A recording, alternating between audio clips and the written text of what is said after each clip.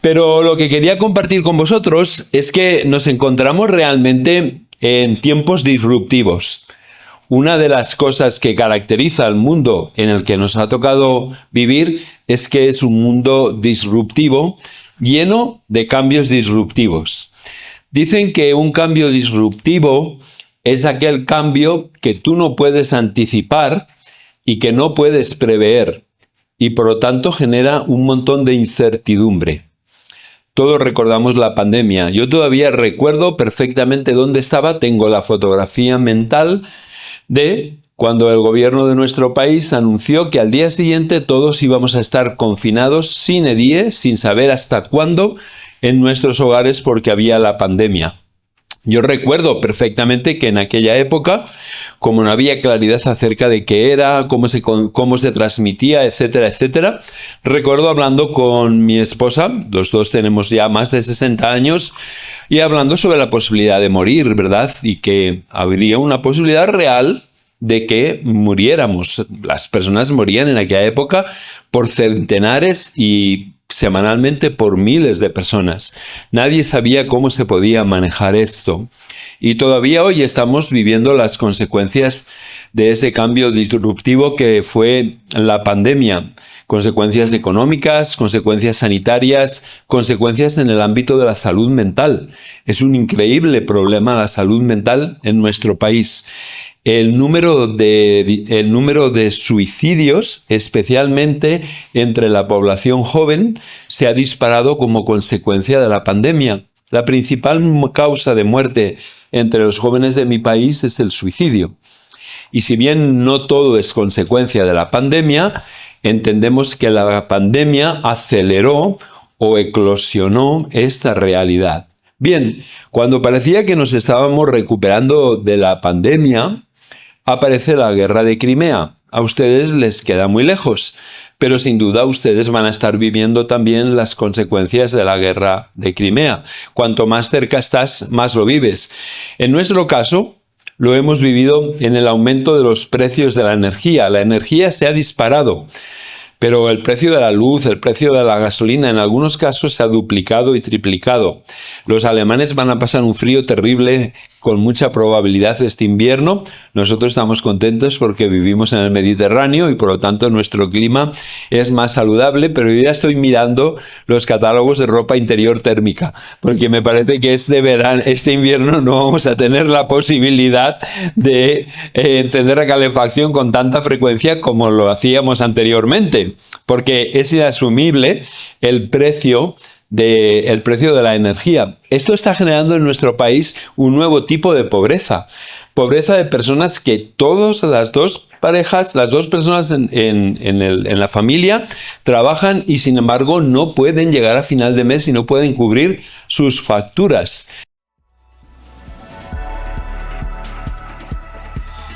Reunión Colombia. Amigos que se aman a Dios y su misión.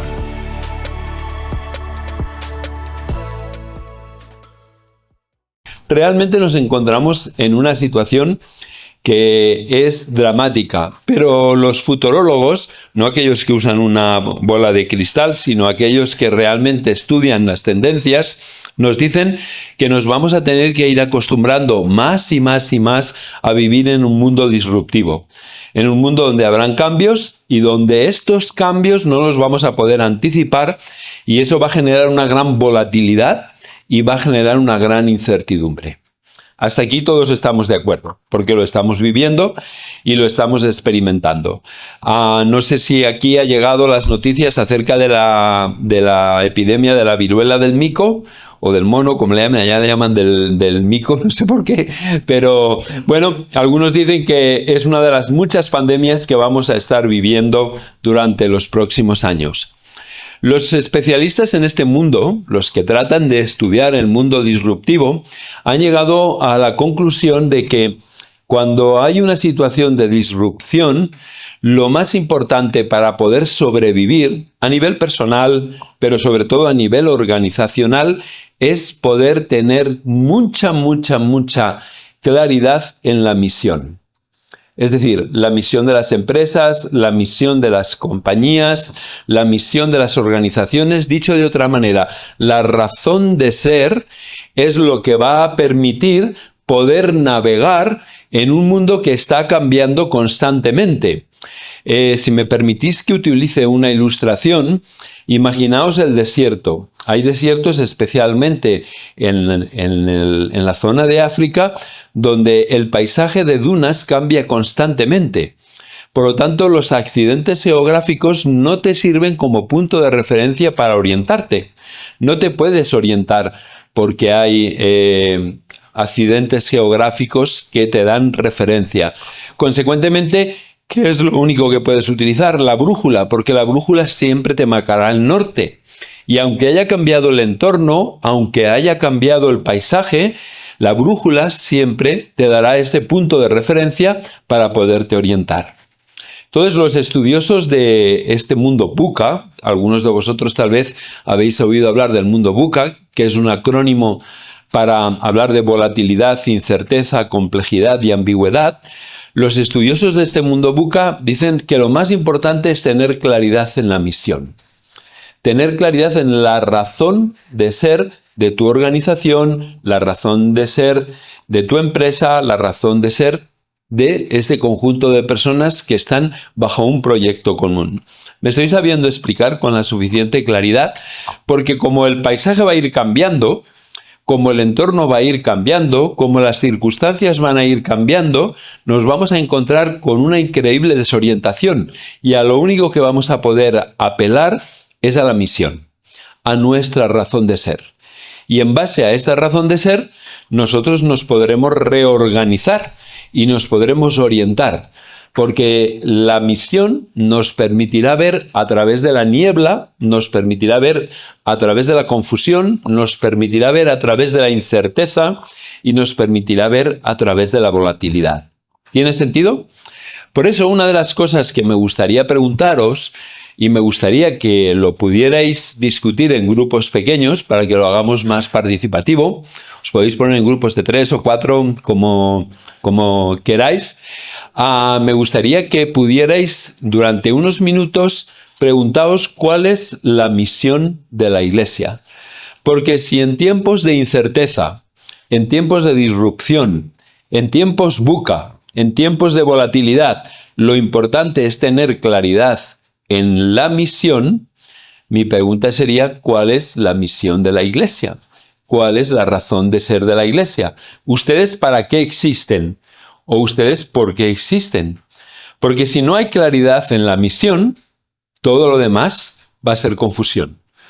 Porque cuando cambia el entorno, cambian las circunstancias, cambian las situaciones, nos vamos a quedar desorientados. Y esto es tristemente y terriblemente lo que cuando viajo por diferentes lugares del mundo veo que está sucediendo con la Iglesia.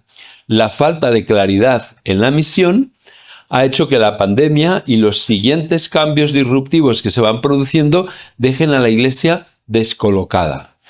Porque la Iglesia no sabe cómo reorientarse en un nuevo entorno. Estaba acostumbrada a funcionar y, digamos, medianamente bien en un entorno predecible. Pero ¿qué sucede cuando el entorno es impredecible? Cuando cambian las condiciones del juego, cuando cambia el entorno en el que tú te sientes cómodo y seguro y ha cambiado todo a tu alrededor. Entonces, por favor, tomaos unos minutos para poder responder a esta pregunta. ¿Cuál es la misión de la Iglesia? ¿Cuál es la razón de ser de la Iglesia? ¿De acuerdo? Pues venga, adelante, por favor. Disruptivos, como yo les estaba comentando anteriormente, es tremendamente importante. Porque la misión es nuestro norte, es nuestra razón de ser y es la que siempre nos va a permitir orientarnos a pesar de todos los cambios que se vayan dando en el entorno.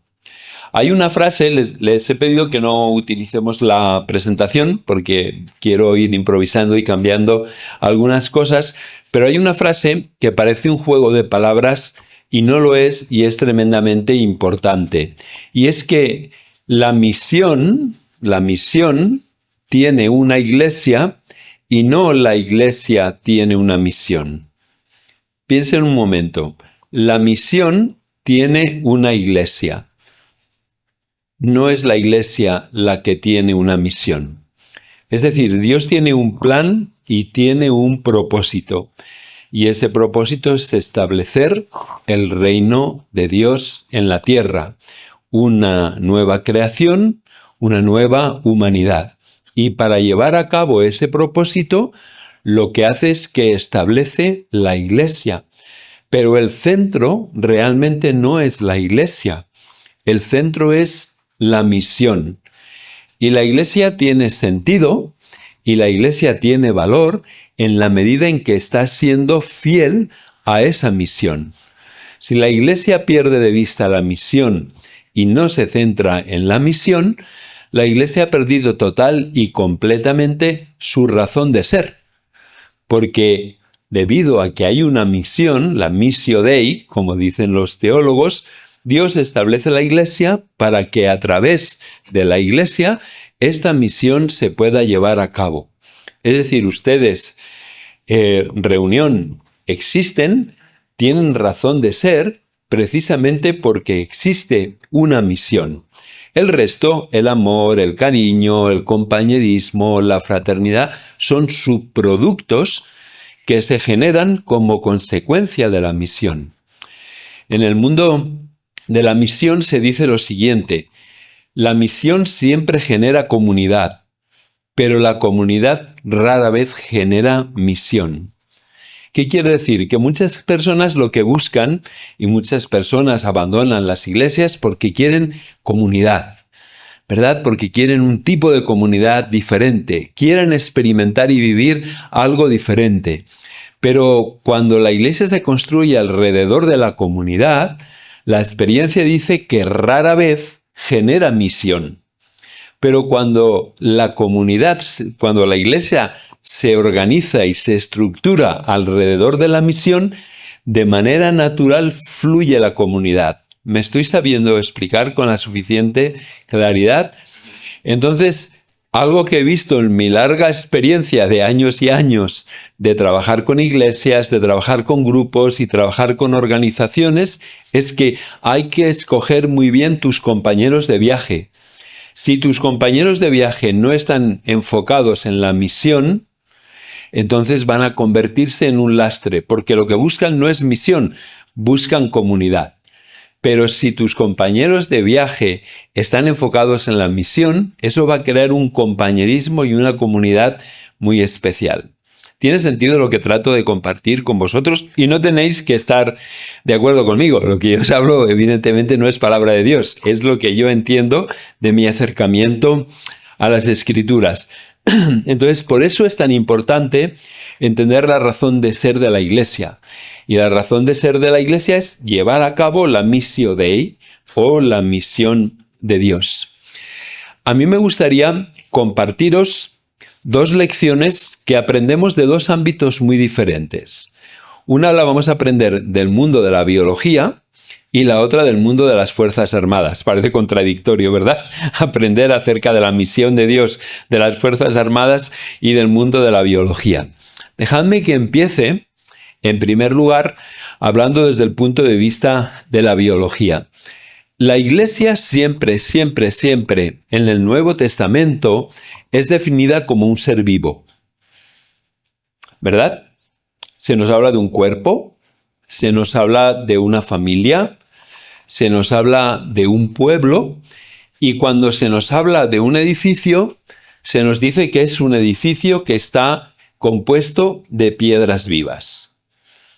De hecho, Pablo desarrolla muchísimo el concepto del cuerpo, tanto en Romanos como en Corintios. ¿Por qué esto es importante?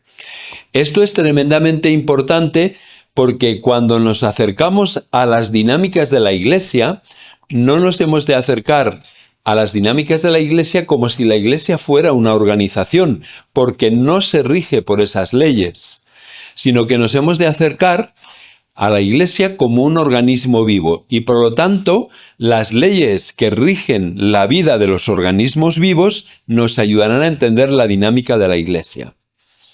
Dios es el que ha establecido las dinámicas de los seres vivos.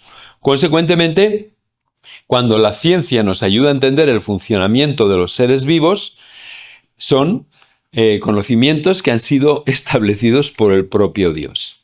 Los seres vivos están escaneando constantemente el entorno. Todos los seres vivos, sin excepción, están escaneando constantemente el entorno. Tú y yo, aunque no tengamos conciencia de ello, estamos escaneando el entorno. Estamos escaneando el entorno siempre buscando dos cosas. Buscando amenazas para nuestra supervivencia o oportunidades que nos permitan crecer y desarrollarnos. Pondré algunos ejemplos. Nosotros estamos tranquilamente, estamos leyendo, estamos estudiando, hay un ruido y nos asustamos. ¿Por qué? Porque mi cerebro, que está escaneando el entorno, aunque yo no tenga conciencia, lo percibe como una amenaza. Luego entra en funcionamiento el cerebro racional, valora si esa amenaza es grave o no es grave, pero de entrada hemos reaccionado porque el escáner estaba funcionando. Andamos caminando por una calle de una gran ciudad y vemos una persona que se acerca y nos parece sospechosa y automáticamente, ¿qué hace nuestro organismo? Se pone en guardia y nos sugiere que tal vez vale la pena el buscar un sitio donde haya más luz o el cambiarnos a otra vereda, simplemente porque lo percibimos como una amenaza. ¿Me estoy sabiendo explicar? Entonces, nos enseña la biología que los seres vivos solamente cambian cuando se plantean estas dos realidades, amenaza u oportunidad. El ser vivo está escaneando constantemente el entorno, está interactuando constantemente con el entorno, tanto si tenemos conciencia como si no.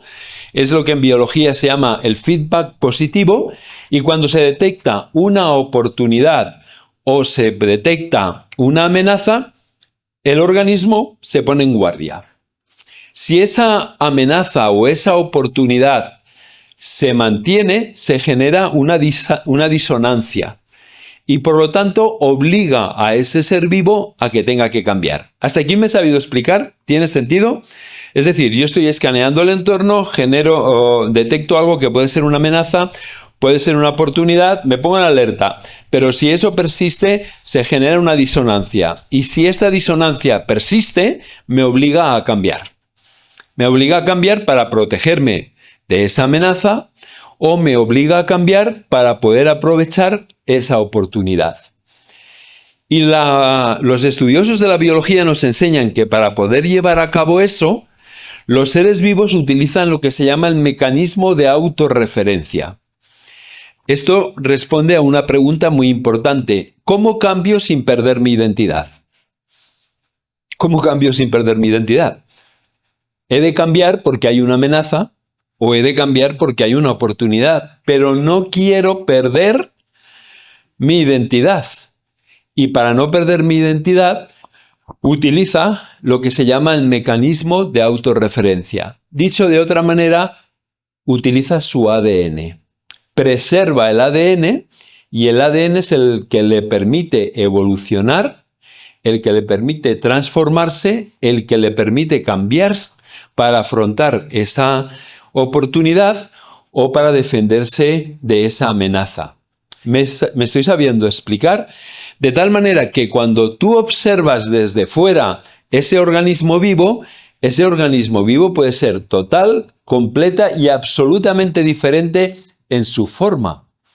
Pero cuando vas a su ADN permanece intacto. Me he sabido explicar, ¿verdad? ¿Cómo lo aplicamos esto a la Iglesia? Si la Iglesia es un organismo vivo, la Iglesia se moverá o se verá forzada a cambiar delante de dos supuestos.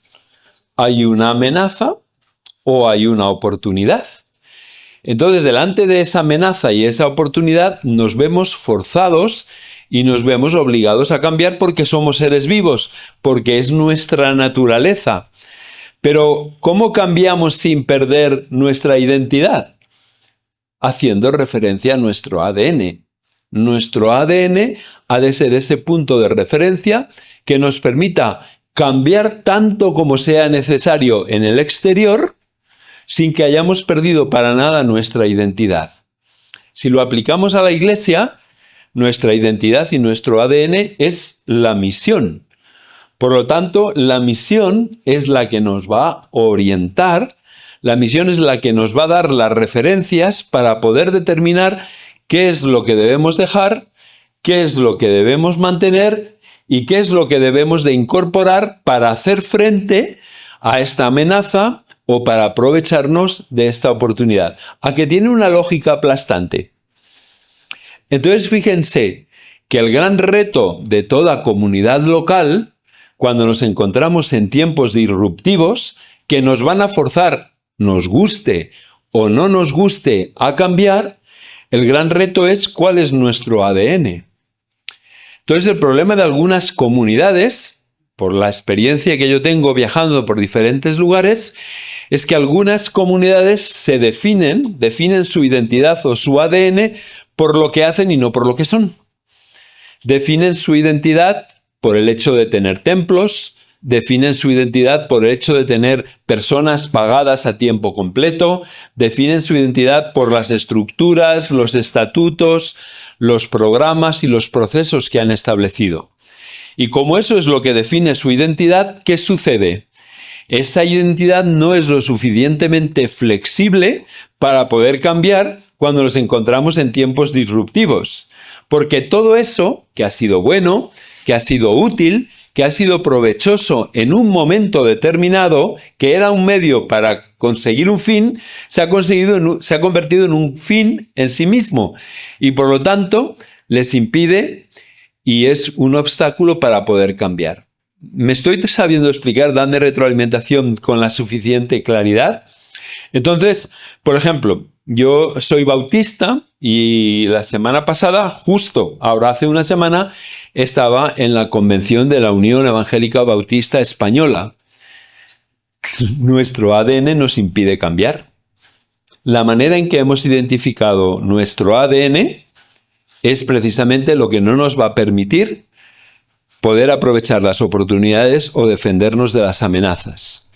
Porque nuestro ADN no lo hemos definido en base a la misión, sino en base a la tradición, en base a las estructuras, en base a los estatutos, en base a nuestros principios bautistas, y eso que en un momento determinado nos permitió poder crecer, hoy en día se ha convertido en el principal obstáculo para poder afrontar un mundo disruptivo y un mundo cambiante, porque nuestra identidad, nuestro ADN no está basado en la misión, sino está basado en estructuras, etcétera, etcétera, etcétera.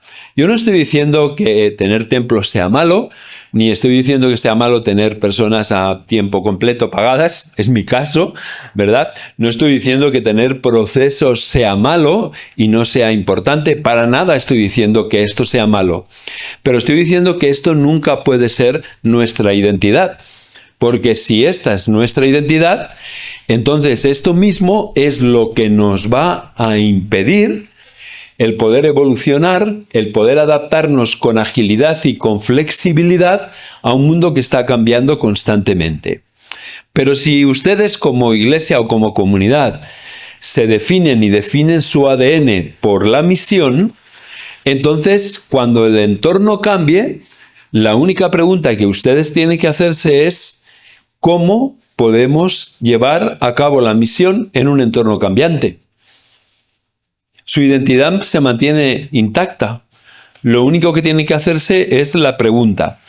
Y la pregunta de cómo podemos llevar a cabo la misión en un entorno cambiante les va a ayudar a ustedes a decidir tres cosas muy importantes. La primera, ¿qué nos tenemos que quitar de en medio?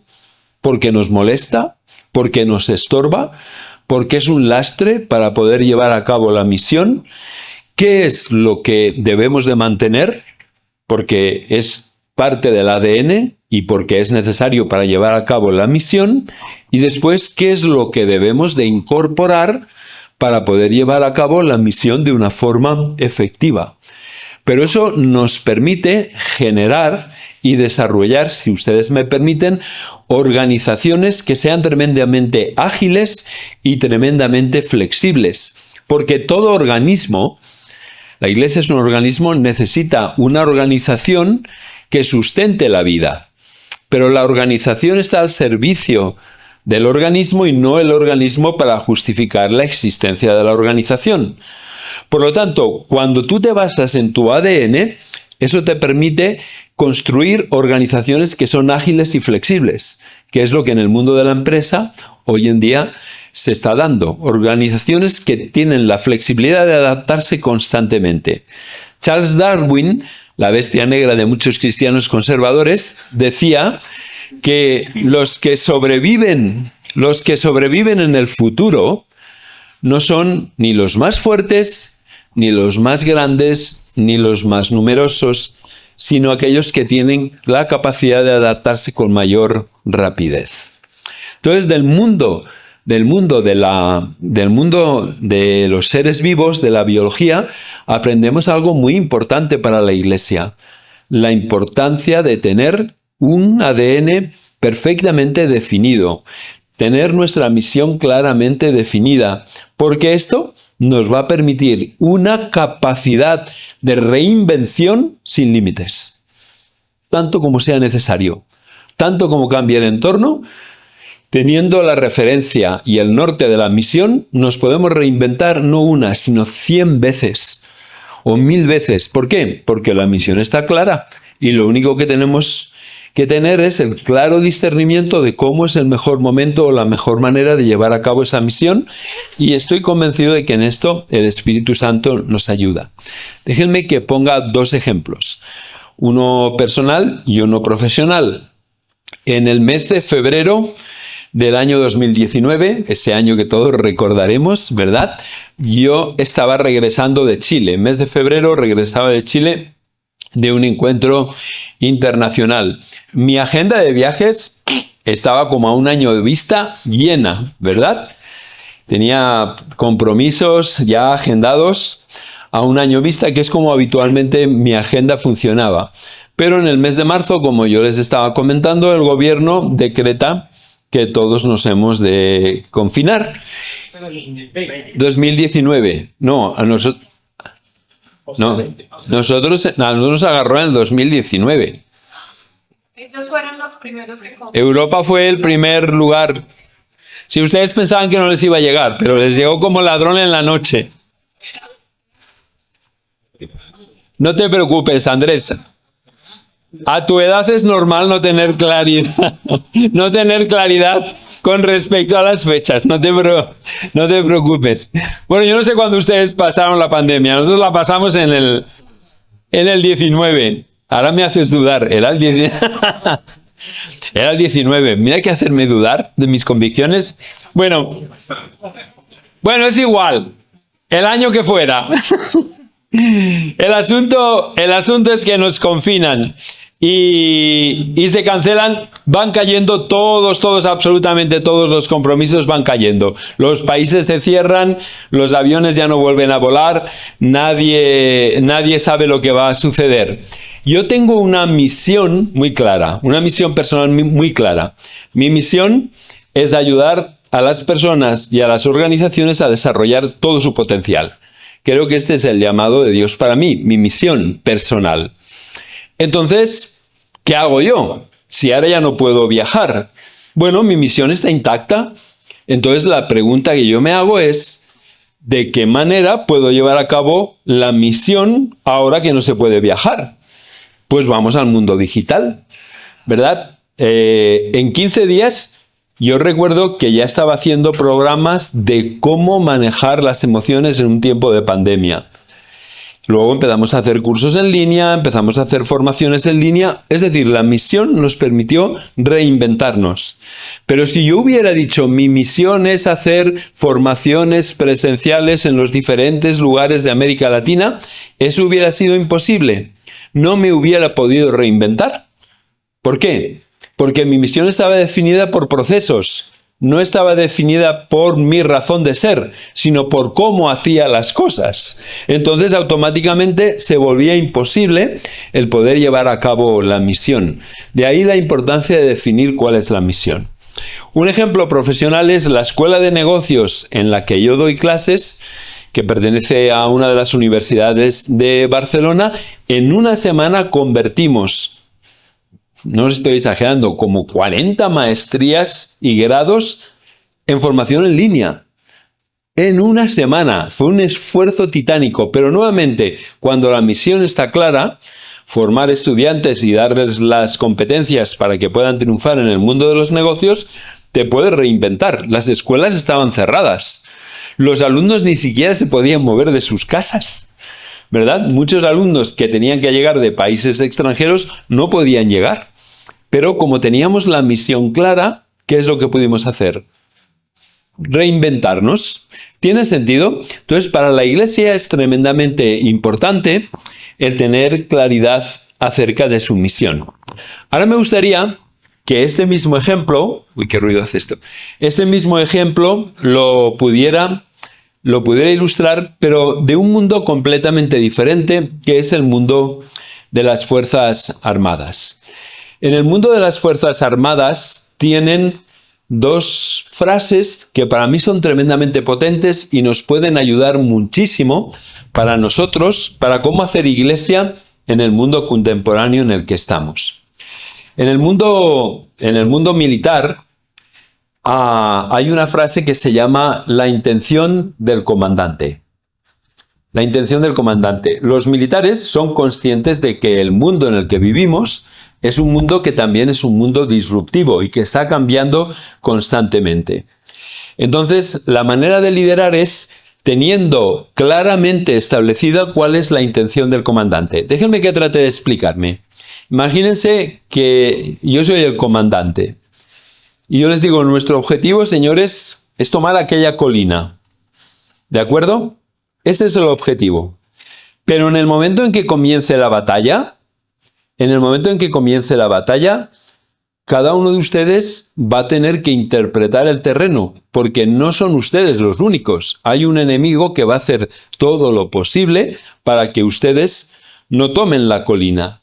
Y ustedes no pueden estar pendientes constantemente de mí, de que yo les dé instrucciones, no pueden pararse y ahora ¿qué hago? Ustedes han de tener clara la intención del comandante y ustedes tienen que interpretar el entorno a la luz de la intención del comandante y en base a ese entorno tomar las decisiones más adecuadas teniendo siempre en mente que la intención del comandante. Por eso el liderazgo en este contexto disruptivo y del ejército es claridad en los objetivos y total flexibilidad en los medios. Claridad en el objetivo y flexibilidad en los medios. Entonces, para mí esto lo aplico igualmente al mundo de la iglesia, porque lo que necesitamos es total claridad en la misión y total y absoluta flexibilidad en los medios que nos permitirán llegar al cumplimiento de la misión. Los militares hablan de lo que se denomina el humo de la guerra. ¿El humo de la guerra en qué consiste? El humo de la guerra consiste en el momento en que empieza la batalla se llena de humo, se llena de polvo, se llena de explosiones. Por lo tanto, tú pierdes el contacto a veces ya no con el enemigo, sino con tu propia gente. Y muchas veces pierdes el contacto con tus jefes. Por lo tanto, no puedes esperar una dirección clara para cada momento, porque el humo de la guerra lo impide. ¿Qué es lo que te va a ayudar en esos momentos?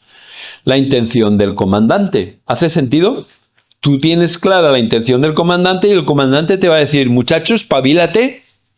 En función de cómo tú interpretes la realidad que hay en tu entorno, actúa. Tú ya sabes cuál es el objetivo. No me vengas con preguntas.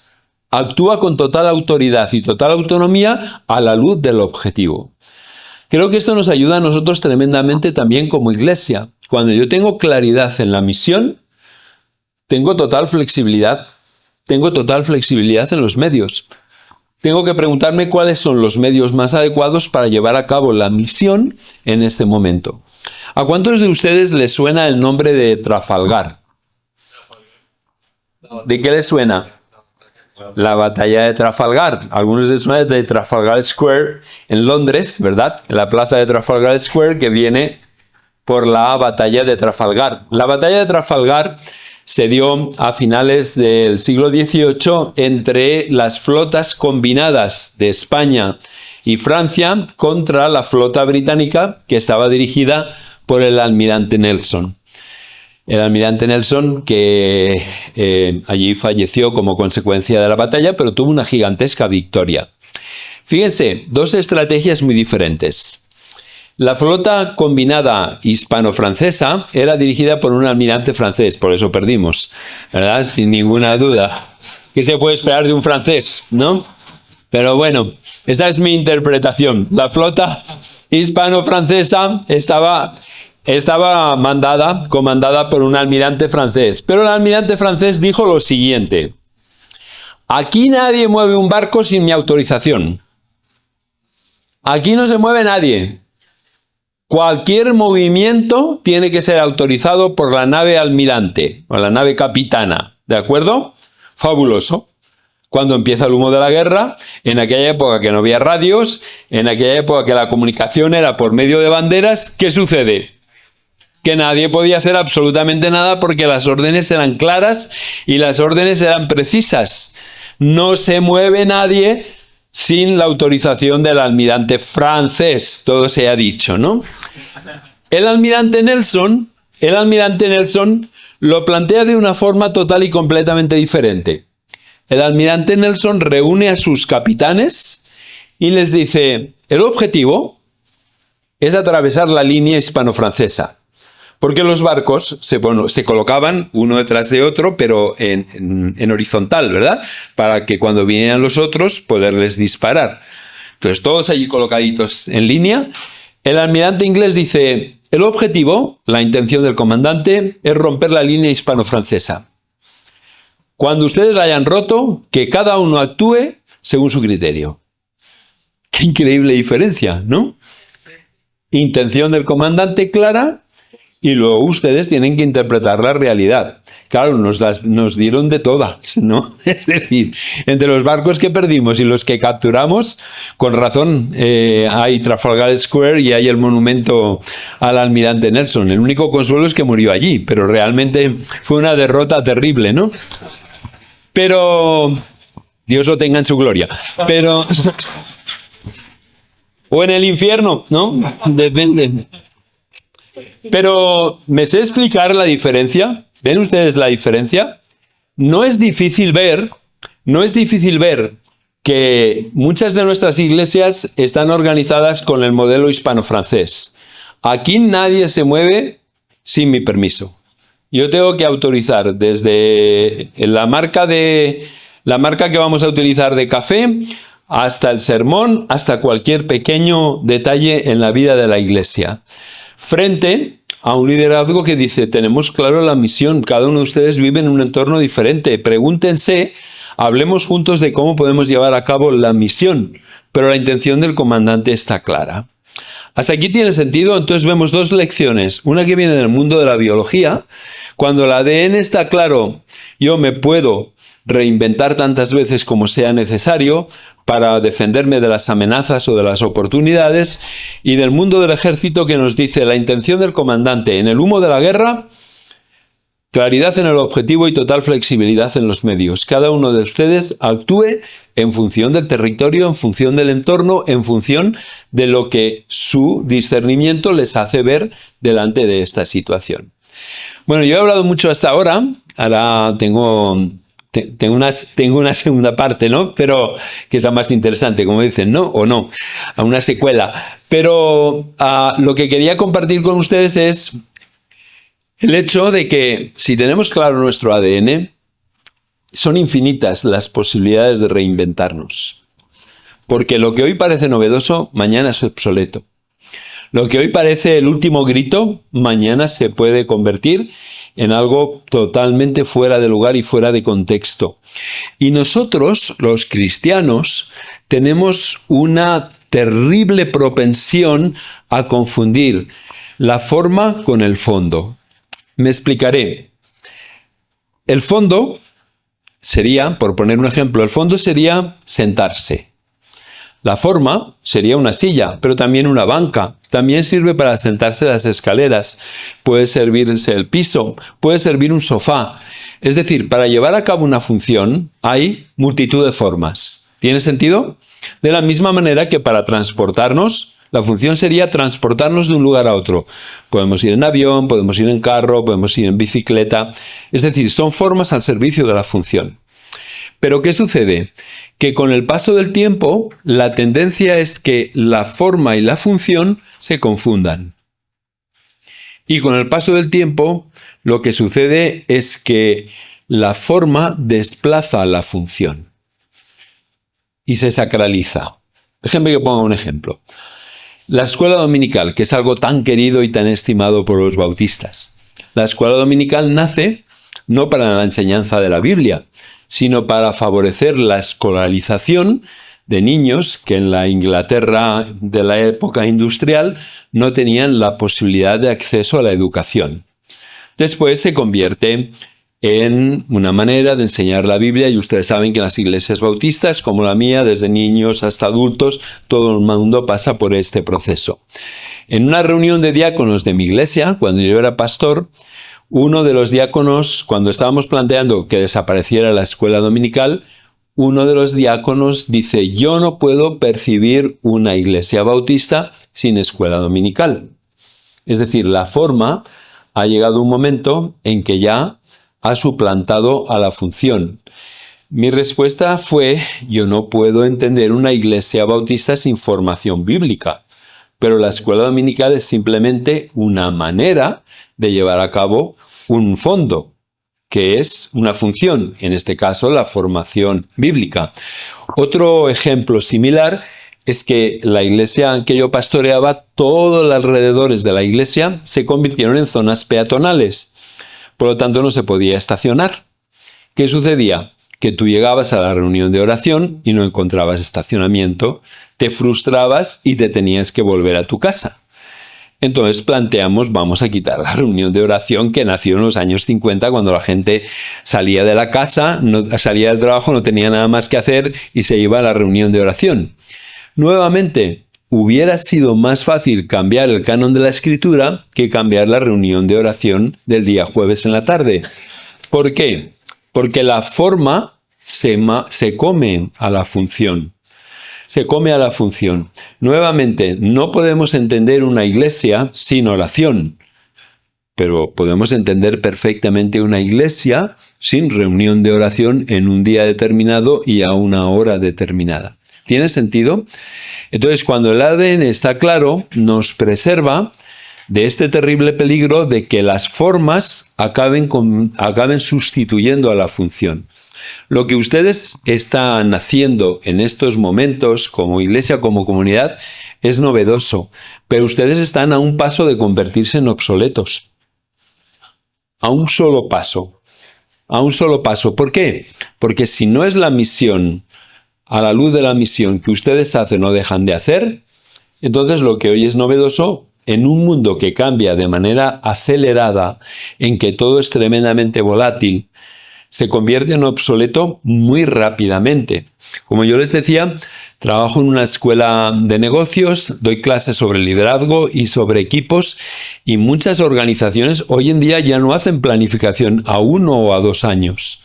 Lo que juegan es con escenarios. ¿Por qué? Porque los escenarios van cambiando en cuestiones de minutos o en cuestiones de horas. Entonces las planificaciones a largo plazo ya no tienen sentido. Tienen que, a la luz de la misión, constantemente ir evaluando cuáles van a ser los próximos pasos que vamos a dar. Entonces no nos podemos dormir en los laureles de pensar qué innovadores somos, qué cool que somos. No, porque estamos a un paso de la obsolescencia.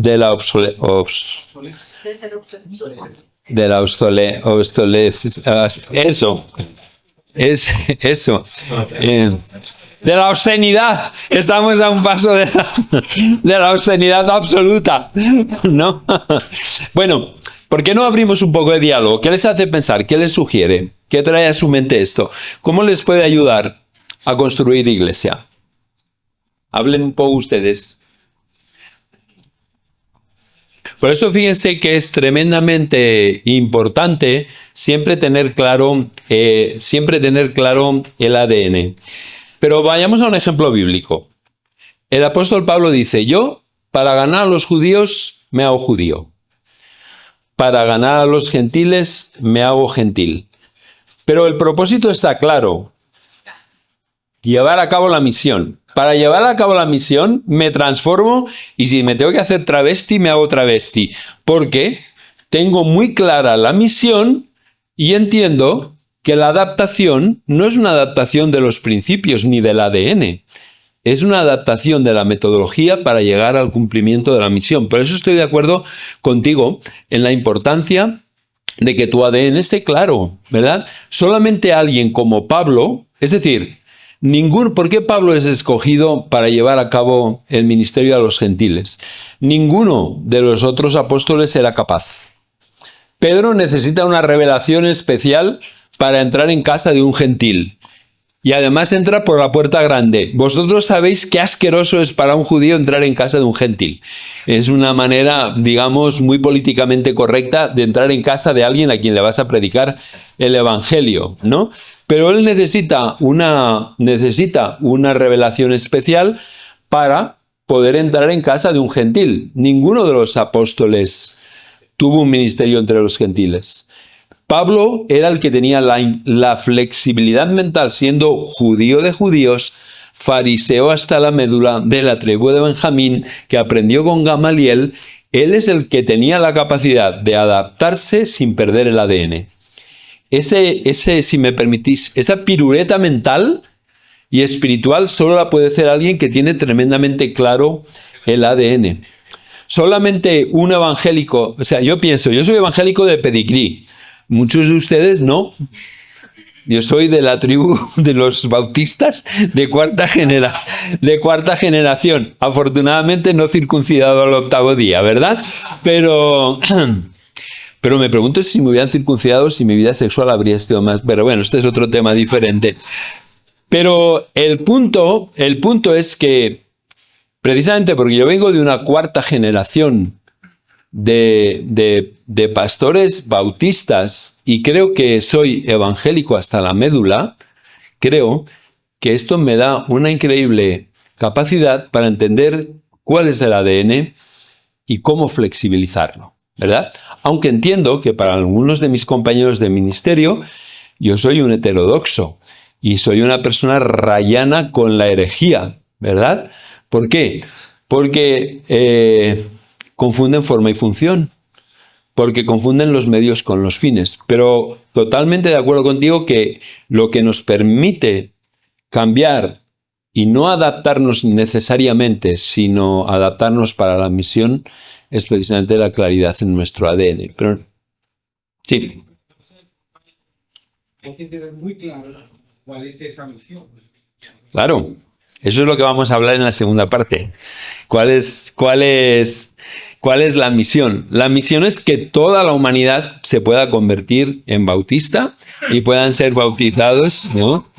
Esta es la misión. Es decir, ustedes conocen la Gran Comisión. Mi parte favorita de la Gran Comisión es bautizándolos en el nombre del Padre, ¿no? Y además, ustedes no son de tradición bautista, ¿no? Pero tienen suficiente conocimiento bíblico, esto es peligroso, tienen suficiente conocimiento bíblico para responder a una pregunta, ¿no? ¿Quién bautizó a Jesús? ¿Juan él? Entonces, bueno, bromas aparte, muy bien. La idea es que pudiéramos hablar un poco de qué es ser un discípulo. Me gustaría escuchar, ya sé que ha habido una estampida en búsqueda de café, baños, etcétera, etcétera, pero cuando hablamos de un discípulo, ¿qué sería un discípulo?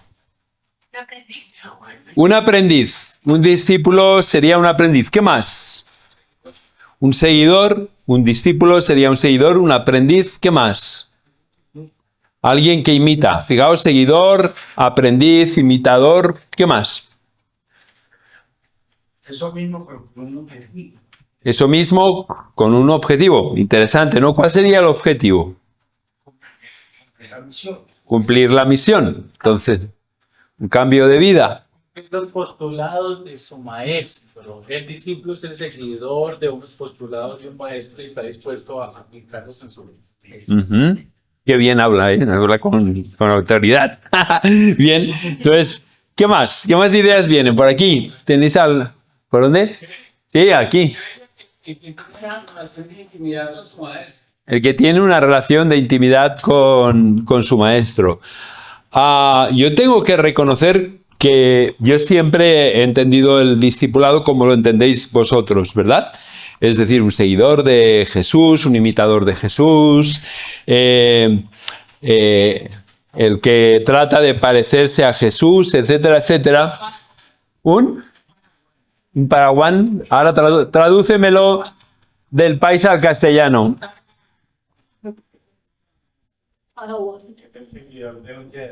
Al seguidor de un Jedi, del maestro Jedi. Bueno, muy bien. Por cierto, antes de continuar con el discípulo, hemos de dar crédito público a Andrés de que la pandemia fue en el año 2020.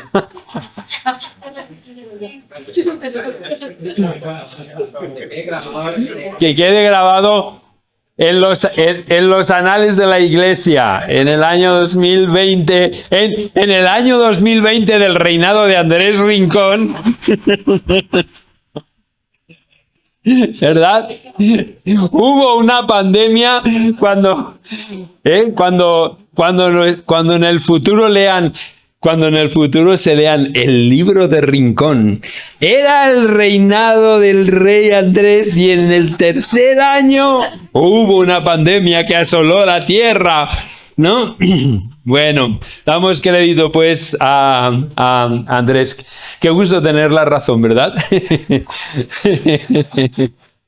Ya que, para reír, ya que uno no la puede tener en casa, porque en casa siempre la señora es la que tiene la razón, entonces por lo menos en el ámbito de la iglesia tener razón de vez en cuando, ¿no? Sí, se inició en China en el 2019, en noviembre. Exacto. Yo ya sabía que era 2019. Muy bien, muy bien. Hay que quitar esa parte del... Hay que redactar el libro de crónicas. Bueno, bromas aparte. Yo siempre he entendido como vosotros, ¿no? Y siempre he entendido que para que una persona pudiera ser un discípulo pasaba por un proceso que se llamaba el discipulado. Y ese proceso que se llamaba el discipulado podía ser más formal o más informal, pero evidentemente consistía en la transmisión de una serie de conocimientos que ayudaran a que la persona pudiera caminar. Pero la verdad, últimamente todavía no he acabado de leerlo, el libro, porque es un libro que no puedo leer más de 10 páginas por día, porque es tan denso que después de las 10 páginas no es que ya no puedo más, o sea, ya no puedo más. Pero este libro, realmente yo sí que puedo afirmar que es un libro que ha cambiado mi vida y que a los 65 años algo cambie tu vida. Es difícil, ¿verdad? Porque uno ya lleva mucho rodaje, ya lleva muchos kilómetros. Es un libro que se llama La conspiración divina. No sé si alguno de vosotros lo habéis oído hablar. El autor se llama Dallas Willard. Es de lo mejor. Pero, ¿qué es lo que de lo mejor le ha impresionado a un viejo como yo?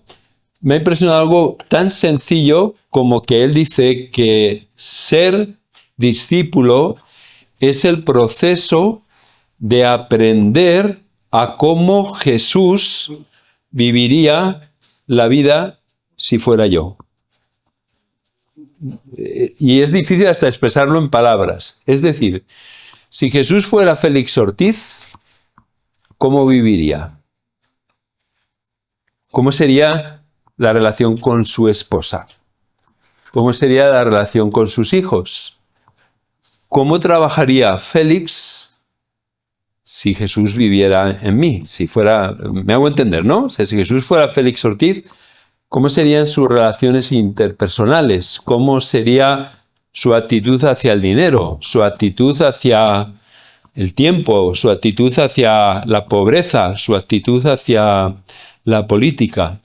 Y a mí eso realmente me voló la cabeza porque por primera vez en mi vida entendí Gálatas 2:20 cuando Pablo dice, ya no vivo yo, ahora vive Cristo en mí. Sí, pero yo siempre lo había interpretado como qué bonito y como una entelequia espiritual, yo he invitado a Jesús a que entre en mi corazón y ahora Cristo vive en mi corazón. Pero Pablo añade, lo que ahora vivo, lo vivo en la fe del Hijo de Dios, el cual se entregó y murió por mí. Pero para mí la misión de la Iglesia es hacer discípulos, para que haciendo discípulos podamos extender el reino de Dios. Pero entender que un discípulo es alguien que está en el proceso de aprender a cómo vivir la vida de Jesús en el reino que ya está presente en medio de nosotros. ¿Tiene sentido lo que trato de compartir? Pero fijaos que yo honestamente esto lo encuentro brutal, porque esto implica que cada uno de nosotros, sin excepción, nos hemos de plantear la vida en función de los ojos de Jesús. Y eso cambia drásticamente y cambia dramáticamente. Porque cuando yo me levanto el lunes y voy al trabajo, me tengo que plantear la pregunta, ¿cómo Jesús haría mi trabajo? Y a veces el trabajo puede ser un trabajo tremendamente creativo, tremendamente interesante, o tu trabajo puede ser una auténtica porquería. Pero ¿cómo lo haría Jesús? Y cuando me planteo mis relaciones interpersonales, me debo de plantear en esta situación cómo actuaría Jesús, cómo viviría Jesús, cómo respondería Jesús. Y eso es algo, Dallas Willard dice, esto es algo totalmente personal y que uno a nivel individual debe de discernir con el Espíritu Santo qué significa vivir la vida de Jesús a través mío. Porque el legalista que hay escondido dentro de cada uno de nosotros rápidamente querrá aplicar a otros lo que él considera que es como la gente debería de vivir si Jesús viviera a través de ellos. Y él dice, no, esto es un proceso de discernimiento personal e individual que cada uno de nosotros hemos de hacer de qué significa que Jesús vive en mí. ¿Cómo viviría Jesús tu vida?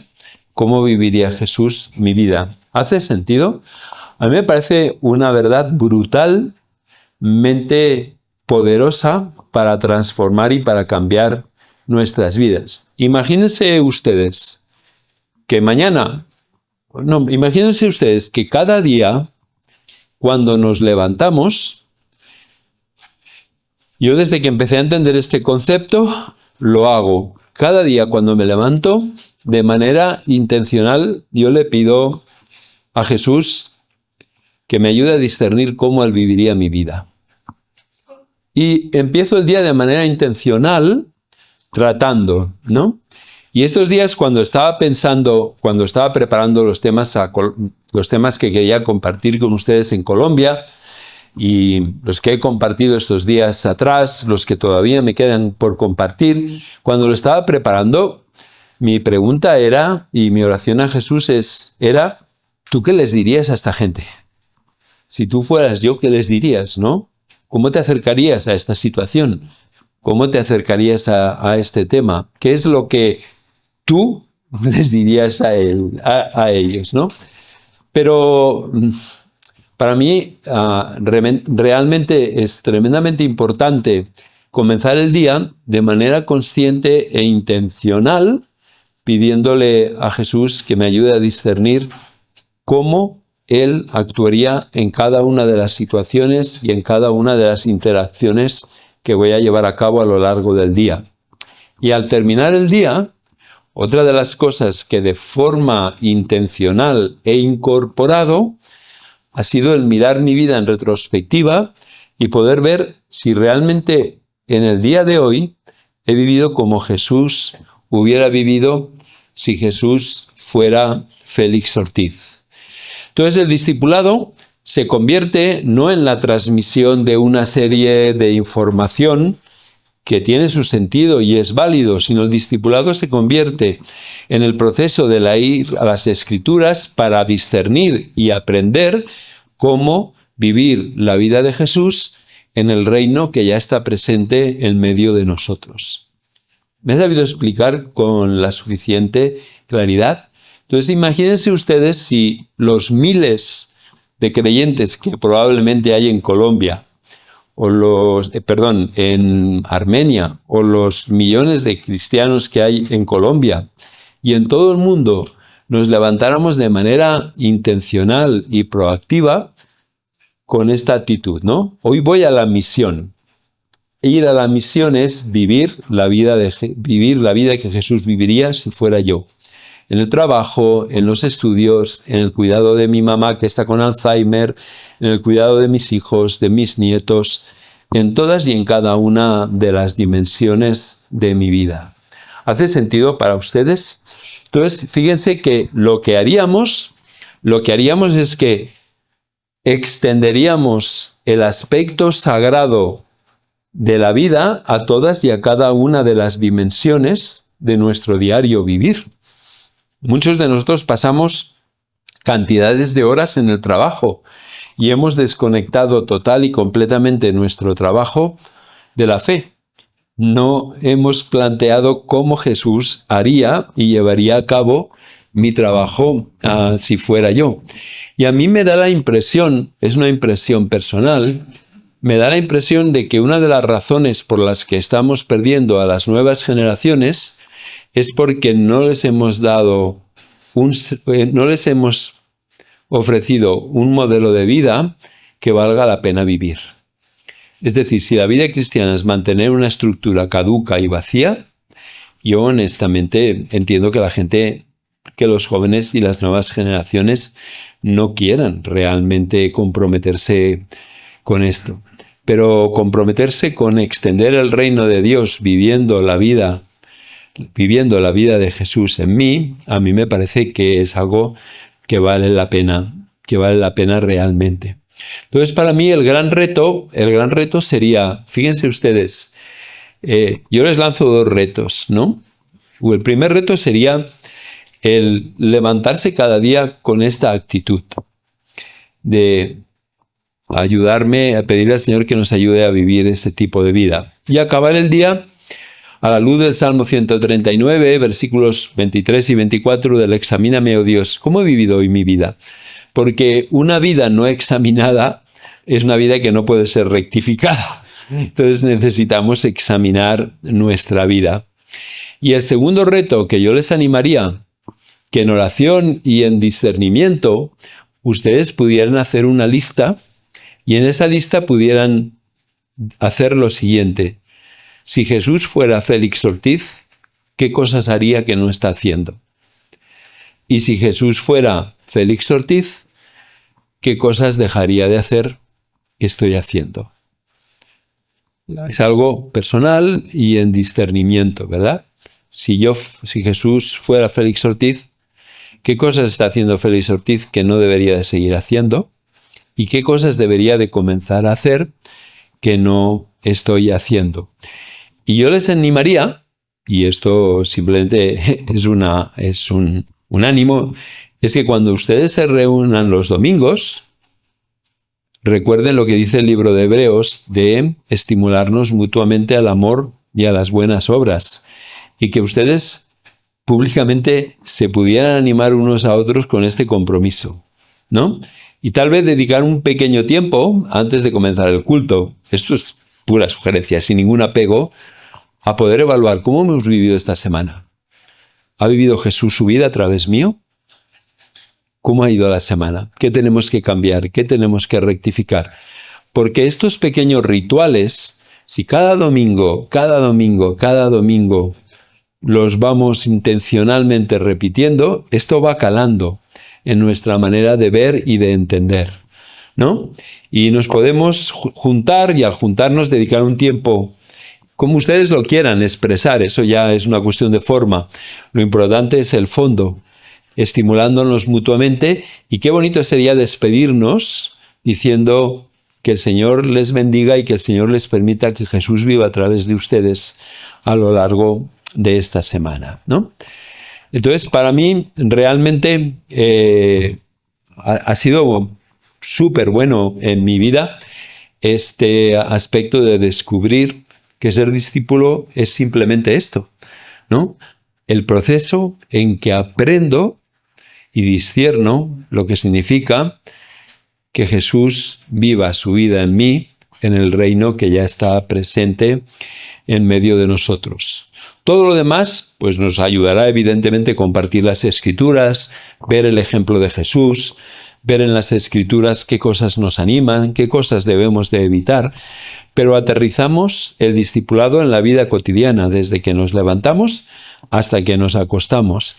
Y cuando alguien se convierte, le enseñamos que el discipulado no es aprenderse los estatutos de la Iglesia, sino el discipulado es el proceso en que tú tienes que aprender a dejar que Jesús viva en ti.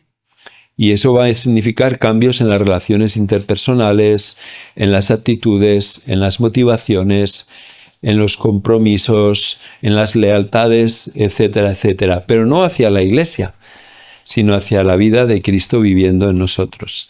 Para mí ha cobrado vida lo que nunca había entendido, más allá de algo etéreo, espiritual y tremendamente angélico, ¿no? Ya no vivo yo, más vive Cristo en mí.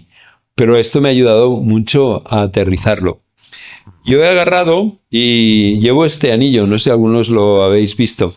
A mis alumnos de la universidad cuando me preguntan, ¿y este anillo que llevas qué es? Y a mis alumnos de la universidad siempre les digo que soy pastor evangélico. El primer día hago un juego para dejar claro que soy pastor evangélico y les digo, no, esto...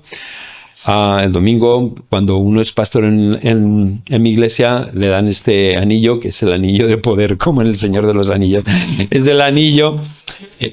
el anillo de tu posición como pastor, ¿no? Entonces, al final, yo me pongo en la puerta y saludo a los diferentes miembros de la iglesia y ellos besan el anillo en señal de reconocimiento de mi autoridad, ¿verdad? Es el anillo del poder. Pero bromas aparte, a mí esto me recuerda que me tengo que hacer la pregunta de, en esta situación, ¿cómo Jesús viviría? Yo no digo que os compréis un anillo, pero podéis poner un anillo que aquí tenga cruces y abajo reunión. Y hasta podéis hacer negocio con ello, ¿no? Vendiéndolos a las diferentes. ¿No le des ideas, Andrés? Bueno, pero honestamente, yo creo que esto no merece la pena alargarse más. Pero déjame que haga un resumen. Para mí es importante siempre hacer los resúmenes. Hemos hablado de tiempos disruptivos. Y en los tiempos disruptivos, todos los que estudian el mundo disruptivo, que es el mundo que ha venido para quedarse, dicen, en un mundo cambiante constantemente, lo que es súper importante es tener claridad en la misión. Los que no tengan claridad en la misión difícilmente van a poder sobrevivir en un mundo disruptivo.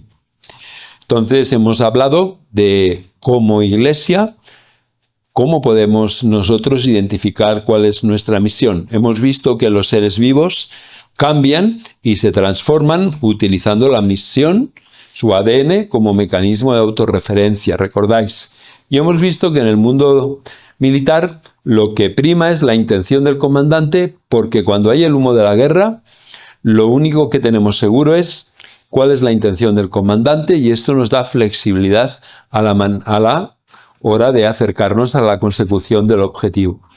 Hemos hablado que la misión de la Iglesia es hacer discípulos, como claramente nos marca Mateo 28, para que el reino de Dios que ya está presente se pueda extender y la autoridad de Dios, que ya es un hecho en el universo, pueda ser reconocida más y más en nuestro mundo. Venga a nosotros tu reino y que se haga tu voluntad aquí en la tierra como ya se hace en el cielo. Entonces el tema fundamental es qué es ser un discípulo. Y como muy bien habéis contestado, es un seguidor de Jesús, es un aprendiz, es un imitador de Jesús. Pero yo os compartía esta idea que no es mía y no soy el autor de la misma, pero que la abrazo de corazón, la idea de que un discípulo es aquel que está en el proceso de aprender a lo que significa que Jesús viva su vida a través de mí en el reino presente. Vivir como Jesús viviría si fuera Félix Ortiz, con su entorno único y singular. Y la manera en que Jesús viviría la vida de Félix Ortiz puede ser diferente de cómo viviría tu vida, o tu vida, o tu vida, o tu vida, porque tu contexto, tu entorno, cuando tú hablabas del entorno y del contexto, es diferente. Y es un proceso de discernimiento. Yo os invitaba a dos cosas. Una, intencionalmente empezar el día con esta actitud en mente. Señor, vive hoy a través de mí. Ayúdame a discernir cómo tú vivirías tu vida si fueras Félix Ortiz, pon tu nombre. Y acabar el día valorando a la luz de lo que nos hemos comprometido, si realmente hemos vivido, no para desanimarnos, porque lo que importa realmente en la vida cristiana no es la perfección, sino el progreso. Pero ver que vamos ganando en sensibilidad y en discernimiento en nuestra comprensión de lo que significa que Cristo viva su vida a través mío. Y después, yo os animaría que de manera individual y personal, si queréis, hagáis una lista y en discernimiento podéis pensar, si Jesús fuera Félix Ortiz, ¿qué dejaría de hacer y qué cosas haría que no está haciendo? Y de verdad que os pudierais animar mutuamente cuando os reunís con este compromiso de ser auténticos discípulos en el reino que está presente en medio de nosotros. Yo esto es lo que quería compartir con vosotros. Tengo una costumbre, y es que antes de acabar, a mí siempre me gusta preguntarle a las personas qué se llevan del día de hoy, ¿no? Entonces, mi pregunta para vosotros, que espero una respuesta, es ¿qué rescatáis de todo lo que hemos estado hablando del día de hoy? Una frase. ¿Qué rescatas de lo que hemos hablado el día de hoy? Un reto. Gracias. ¿Qué más? ¿Qué te llevas del día de hoy? Gracias. Bueno, chicos, pues por mi parte nada más. Muchísimas gracias por vuestra atención. Ha sido un privilegio poder compartir con vosotros estas inquietudes y ojalá la vida de Jesús se manifieste en nosotros. Y eso realmente sí que será un impacto para la gente de nuestro entorno. Yo estoy deseando ir a un templo y empezar a volcar mesas de los cambistas y así dar rienda suelta a mí. Muy bien.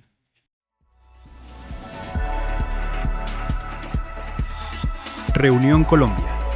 Amigos que se aman, aman a Dios y su misión.